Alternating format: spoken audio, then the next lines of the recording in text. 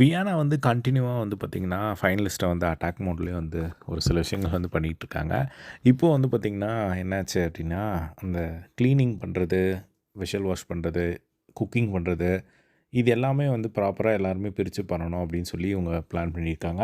ஆனா, ஃபைனலிஸ்ட்டா இருக்கவங்க யாருமே பெருசா அத வந்து பண்ணவே மாட்டேங்கிறாங்க. இப்டி இப்ப ஒரு கம்ப்ளைண்ட் வந்து வியானா வந்து வச்சுட்டுருக்காங்க. இப்ப நான் வந்ததுலேருந்தே பார்த்துக்கிட்டு இருக்கேன். எல்லாருமே வந்து இப்போ திவ்யா மட்டும் தான் வந்து குக் பண்ணிட்டுருக்காங்க. சாண்ட்ரா வந்து இன்னைக்கு அந்த சோறு வச்சுட்டு அவங்க பாட்டுக்கு போயிட்டுருக்காங்க அப்படின்னு சொன்னோனே, சாண்ட்ரா வந்து பார்த்திங்கன்னா, போய் படுத்து தூங்கிட்டாங்க. சாப்பிட கூட இல்ல.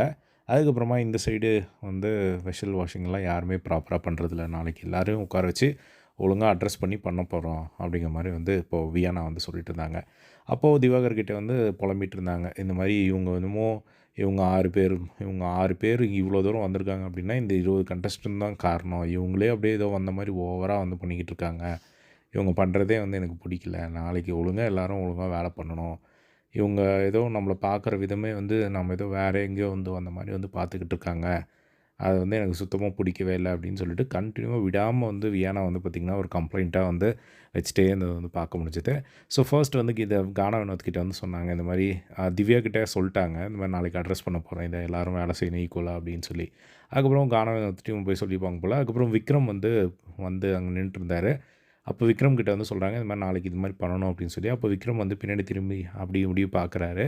அப்போ வந்து அங்கலாம் யாரும் இல்ல. நான் உங்ககிட்ட தான் சொல்லிட்டுருக்கேன் அப்படின்னா, இல்ல நீ சொல்லி முடிச்சுட்டா நான் போலான்னு பார்த்தேன். சொல்லி முடிச்சாச்சு. சரி நான் போறேன் அப்படின்னு சொல்லி, ஒரு மாரி 2 பேருமே மாத்தி மாத்தி சர்காஸ்டிக்கா வந்து பேசிக்கிட்டாங்க. ஸோ ஒரு கிளாஷ் வந்து இவங்க 2 பேருக்குள்ள கன்டினியூவா போய்க்கிட்டு தான் இருக்கிறது வந்து பார்க்க முடியுது.